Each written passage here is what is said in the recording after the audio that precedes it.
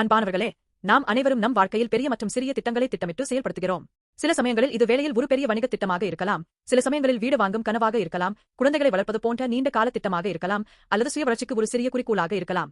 இந்த முக்கியமான வாழ்க்கை திட்டங்களை வெற்றிகரமாக வழிநடத்த மிக முக்கியமாக என்ன தேவை? அது ஞானமான தேர்வுகள் ஆகும். ராஜா சாலமோன் ஒரு பெரிய திட்டத்தை தொடங்கவிருந்தார், தேவனுக்காக ஒரு ஆலயத்தை கட்டுவது. இந்த திட்டத்திற்காக அவர் தீர்வின் ராஜாவாகிய ஈராமிடம் உதவி கேட்டார். சாலமோனின் கடிதத்தை பெற்றதும் ராஜா ஈராம் மிகவும் சந்தோஷப்பட்டார். கர்த்தர் ஸ்தோத்திரிக்கப்படட்டும். இந்த பெரிய மக்களை ஆளும்படி தாவீதுக்கு ஒரு ஞானமான மகனை கொடுத்தாரே. அவர் சாலமோனின் ஞானத்தை அங்கீகரித்து ஆலய கட்டுமானத்திற்கு தேவையான கேதுரு மற்றும் தேவதாரு மரங்களை அனுப்ப ஒப்புக்கொண்டார். 1 ராஜாக்கள் 5:7-12.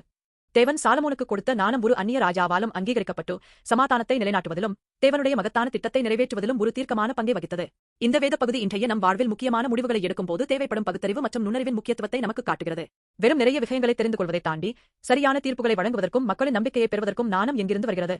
ஈராம் சாலமோனின் ஞானத்தை அங்கீகரித்து தேவனை துதித்தது போல உண்மையான ஞானம் தேவனிடமிருந்தே வருகிறது.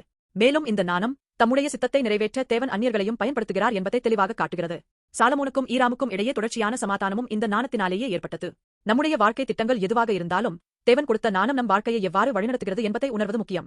சாலமோன் ஆலயத்தை கட்டும் திட்டத்தை செய்தது போல தேவனும் நம்மை இரட்சிப்பதற்காக மிகச்சிறந்த திட்டத்தை திட்டமிட்டார். இயேசு கிறிஸ்துவை இந்த பூமிக்கு அனுப்புவது. இயேசு இந்த பூமிக்கு வந்து நம்மை தேவனிடமிருந்து பிரித்த பாவத்தின் சுவரை இடித்துவிட்டார். சாலமோனின் ஆலயம் தேவன் வசிக்கும் இடமாக இருந்தது போல இயேசுவே தேவன் தனிப்பட்ட முறையில் நம்மோடு இருக்க வந்த உண்மையான ஆலயம். சிலுவையில் மரித்து மீண்டும் உயிர்த்தெழுந்ததன் மூலம் இயேசு நாம் தேவனுடன் என்றென்றும் இருக்கக்கூடிய வழியை முழுமையாக திறந்துவிட்டார். இப்பொழுது நம்முடைய எல்லா திட்டங்களிலும் நம் வேலை, படிப்பு, குடும்ப வாழ்க்கை மற்றும் உறவுகளில் நாம் ஞானமான தேர்வுகளை செய்யும் போது இயேசு கிறிஸ்துவின் மூலமாக தேர்வு செய்து செயல்படலாம். மேலும் நம் வாழ்க்கை மூலம் தேவனுடைய அன்பையும் ஞானத்தையும் உலகிற்கு வெளிப்படுத்தலாம். நண்பர்களே, உங்கள் வாழ்க்கை திட்டம் என்ன? எந்த திட்டமாக இருந்தாலும் அதில் இயேசு கிறிஸ்துவை நம்பி ஞானமான தேர்வுகளை செய்யுங்கள். தேவன் கொடுக்கும் ஞானம் உங்கள் பாதையை ஒளிரச் செய்யும், சரியான நபர்களை சந்திக்க உதவும், மேலும் எல்லா தடைகளையும் கடக்க உதவும். நம் வாழ்வியல் ஒவ்வொரு தருணமும் தேவனை பிரியப்படுத்தும் ஒரு பரிசுத்த திட்டமாக மாறட்டும்.